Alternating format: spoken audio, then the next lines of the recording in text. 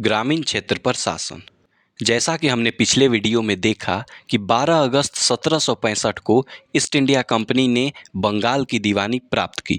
बंगाल की दीवानी प्राप्त करते ही ईस्ट इंडिया कंपनी को अब इंग्लैंड से धन लाने की आवश्यकता नहीं रही।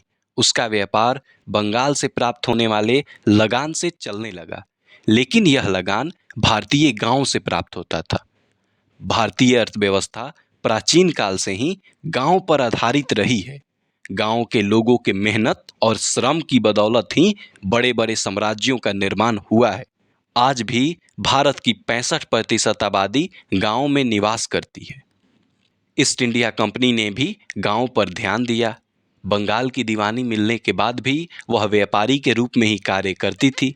उसका मुख्य काम मुनाफा कमाना था। अतः उसने गांव से सस्ती कीमतों में वस्तुएं खरीदनी शुरू की। ये वस्तुएं सूती वस्त्र, रेशमी वस्त्र आदि थे।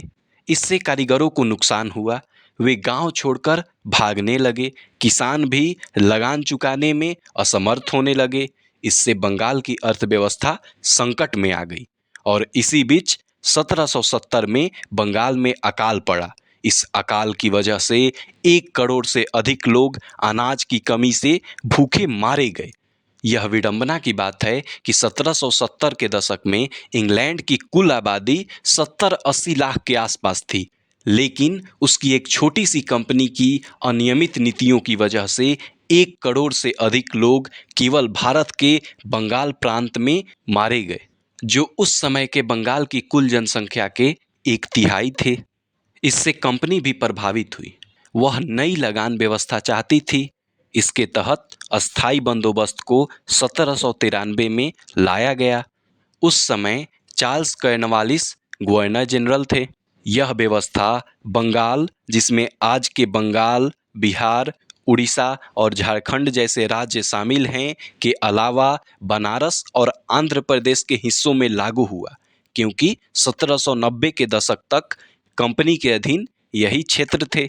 इस व्यवस्था के अंतर्गत जमींदारों को भूमि का मालिक बनाया गया तथा किसानों से लगान वसूल करके जमींदारों को कंपनी को लगान देने होते थे। लेकिन इसकी भी एक शर्त थी, जिसके अनुसार जमींदारों को तय तिथि के सूर्यास्त से पहले लगान जमा करना होता था, अन्यथा उनकी जमींदारी छीन ली जाती थी। जमींदारों को भूमि का मालिक बनाने के पीछे भी कंपनी की सोची समझी रणनीति थी। उस समय भी जमींदारों का ग्रामीण इलाकों में काफ़ी अधिक प्रभाव और सम्मान था। कंपनी उन्हें नियंत्रित कर सकती थी, लेकिन खत्म नहीं। इसके अलावा कंपनी चाहती थी भारत में उसका एक समर्थक वर्ग हो, जो आगे चलकर उसे मदद करे, और जमींदारों से अधिक प्रभावशाली वर्ग उसे भारत में नहीं मिल सकता था। इसके अलावा कंपनी को लगता था कि अगर जमींदारों को मालिक बना दिया जाएगा तो वे भूमि में सुधार करेंगे। किंतु इस व्यवस्था की कुछ समस्याएं थी। पहली समस्या अधिक लगान का होना था। किसानों के लिए या जमींदारों के लिए ये लगान की राशि काफ़ी अधिक थी। वे इसे चुका पाने में असमर्थ थे। 50% से अधिक जमींदारों ने जमींदारी खो दी, क्योंकि वह अकाल या खेती बर्बाद होने की स्थिति में किसानों से लगान नहीं ले सकते थे। वे लगान चुकाने में असमर्थ हुए और उनकी जमींदारी चली गई। इन सब के साथ 19वीं सदी के आरंभ में कुछ परिवर्तन देखने को मिलते हैं। बाजारों में कीमतें बढ़ीं। इसके अलावा खेती में भी विस्तार हुआ, लेकिन अस्थाई बंदोबस्त में लगान की राशि तय थी। कंपनी राशि बढ़ा नहीं सकती थी, जिस वजह से इसका जो भी मुनाफा हुआ वह केवल जमींदारों को हुआ, कंपनी को नहीं। जिस वजह से जब उसके अधीन दूसरे क्षेत्र आए तो कंपनी ने दूसरी लगान व्यवस्था लागू की, महालवाड़ी व्यवस्था। इस व्यवस्था की शुरुआत 1822 में हॉल्ट मैकेंजी ने की। इस व्यवस्था को पंजाब, दिल्ली और पश्चिम उत्तर प्रदेश के इलाकों में लागू किया गया। इस व्यवस्था के अंतर्गत गांव का लगान गांव का मुखिया या एक बड़ा किसान पूरे गांव से वसूलता था और कंपनी को जमा करता था। यानी कंपनी ने बड़े किसान या मुखिया से करार किया, जिसमें वह पूरे गांव के लगान को इकट्ठा करके कंपनी को देता था। इस व्यवस्था में उपज से खर्च की राशि को घटाने के बाद जो प्राप्त होता था उसका 50% लगान की राशि के रूप में तय किया गया और यह व्यवस्था 30 सालों के लिए लागू हुआ। उसके बाद इसमें परिवर्तन किया जा सकता था। इसके अलावा एक दूसरी व्यवस्था रैयतवारी व्यवस्था थी। इस व्यवस्था को लाने का श्रेय कैप्टन अलेक्जेंडर रीड को जाता है। बाद में 1820 में टॉमस मुनरो ने इस व्यवस्था को नियमित रूप से लागू किया। यह व्यवस्था दक्षिण और पश्चिम भारत में लागू की गई। इस व्यवस्था में भी उपज से खर्च घटाने के बाद प्राप्त राशि का 50% लगान के रूप में तय किया गया और इस व्यवस्था को भी 30 सालों के लिए लागू किया गया। 30 सालों के बाद इसमें परिवर्तन संभव था, लेकिन ये तीनों व्यवस्थाएं किसानों के लिए दमनकारी थे। किसान गांव छोड़कर भाग रहे थे क्योंकि वह लगान नहीं चुका पा रहे थे। इसके अलावा गांव में एक नया वर्ग, महाजन वर्ग का उदय हुआ जो किसानों या जमींदारों को कर्ज दिया करता था। यूरोप के लिए फसल। इसके अलावा कंपनी ने यह देखा कि वह केवल गांव से लगान ही नहीं प्राप्त कर सकती बल्कि उन फसलों का उत्पादन भी करवा सकती है जिनकी मांग यूरोप के कारखानों को थी।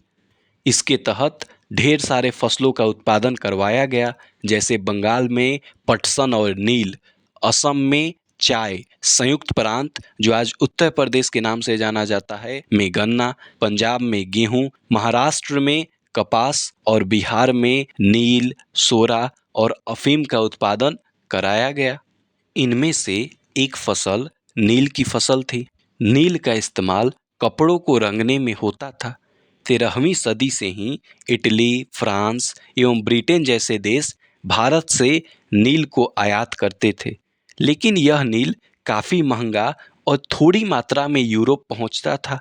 इसलिए यूरोप में बोर्ड नामक पौधा उपजाया जाता था जिससे बैंगनी और नीले रंग की प्राप्ति की जा सकती थी। लेकिन नील और वोड में अंतर था। नील अधिक चमकदार नीला रंग देता था, जबकि वोड का रंग बेजान और फीका हुआ करता था, जिस वजह से वहाँ के कपड़ा उत्पादक नील को ही पसंद करते थे। लेकिन नील उष्णकटिबंधीय पौधा था, अतः इसे यूरोप में नहीं उगाया जा सकता था। इसके लिए यूरोप के देश अनेक जगहों पर इसे उगाया करते थे, जैसे सेंट डोमिंग्यू में फ्रांस, ब्राज़ील में पुर्तगाल, जमैका में ब्रिटेन और वेनेजुएला में स्पेन नील की खेती करते थे। लेकिन 18वीं सदी के उत्तरार्ध में जब इंग्लैंड में औद्योगिक क्रांति आती है, उस समय नील की मांग और अधिक हो जाती है। लेकिन उस समय दो समस्याएं उत्पन्न हो जाती है। अमेरिका में अमेरिकी स्वतंत्रता संग्राम तथा वेस्ट इंडीज के सेंट डोमिंग्यू में वहां के गुलामों द्वारा किए गए विद्रोह की वजह से नील की खेती बंद हो जाती है, जिस वजह से भारत से नील का आयात बढ़ जाता है। इसे एक उदाहरण से समझा जा सकता है। 1788 में ब्रिटेन में आयात होने वाले नील में भारत का योगदान 30% था, जो मात्र 22 सालों बाद 1810 में 95% हो गया। इसका कारण था ब्रिटेन में बढ़ती हुई नील की मांग और वहाँ के अधिकारियों और व्यापारियों द्वारा भारत में आकर नील की खेती। भारत में नील की खेती दो तरह से की जाती थी, निज या जिरात और रैयत या असामी पर। निज या जिरात में बागान मालिक स्वयं मजदूरों की मदद से खेती करवाते थे। इसमें नील फैक्ट्री के आसपास वे उपजाऊ भूमि को खरीदते थे और वहां पर मजदूरों की मदद से नील की खेती करवाते थे। लेकिन इसमें समस्या यह आती थी कि नील की खेती उसी समय की जाती थी जब धान की खेती की जाती थी, जिस वजह से मजदूर और हल की कमी महसूस होती थी, क्योंकि भारतीय किसान धान की खेती में लगे हुए थे। निज या जिरात के रूप में नील की खेती नील की कुल खेती का 25% था।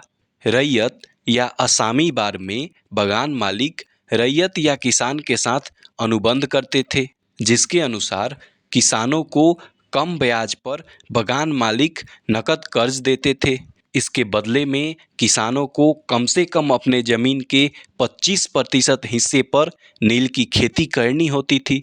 इस खेती में बीज और उपकरण को बागान मालिक उपलब्ध कराते थे, जबकि रैयत या किसान मिट्टी तैयार करते थे, बीज बोते थे और फसल की देखभाल करते थे। लेकिन नील की खेती में बहुत समस्याएं थी। यह खेती किसानों के लिए फायदेमंद नहीं थी। किसान खाद्य फसलों का उपज करना चाहते थे ताकि वह भूखे ना मर सके।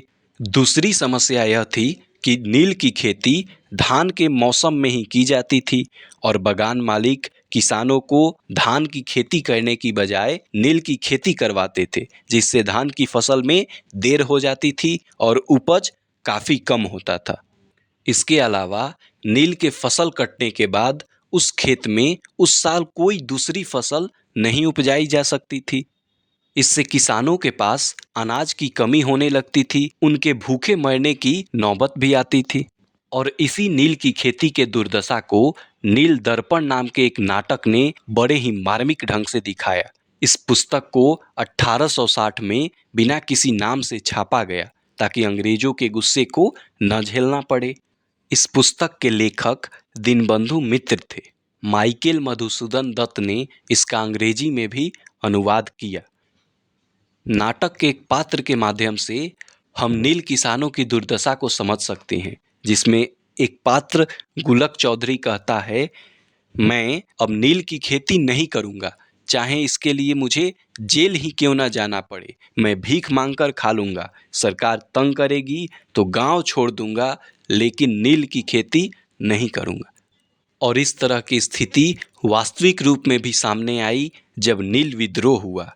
यह विद्रोह मार्च 1859 में बंगाल में हुआ। इस दौरान किसानों ने बागान मालिकों को लगान चुकाने से इनकार कर दिया।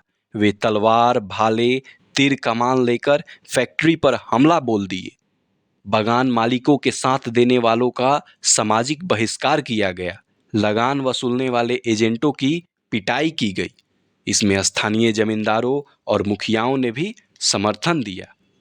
और जब यह खबर पूरे बंगाल में फैली तो वहाँ के लेखकों ने रैयतों की दुर्दशा और बागान मालिकों की जोर जबरदस्ती पर बहुत लिखा।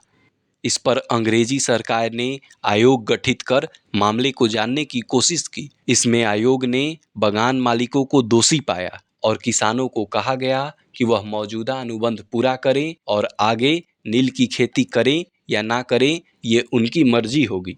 बाद में ये बागान मालिक बिहार आ गए और चंपारण, मुजफ्फरपुर नील की खेती करवाई और इसी दौरान 3 कठिया प्रणाली प्रचलित हुई, जिसमें प्रत्येक बीघे यानी 20 कट्ठा में से 3 कट्ठे पर नील की खेती करने को बाध्य किया जाने लगा। और इसी को लेकर राजकुमार शुक्ल ने 1917 में महात्मा गांधी को बिहार बुलाया था और महात्मा गांधी ने अपना पहला सत्याग्रह चंपारण सत्याग्रह नील की खेती के विरुद्ध किया था।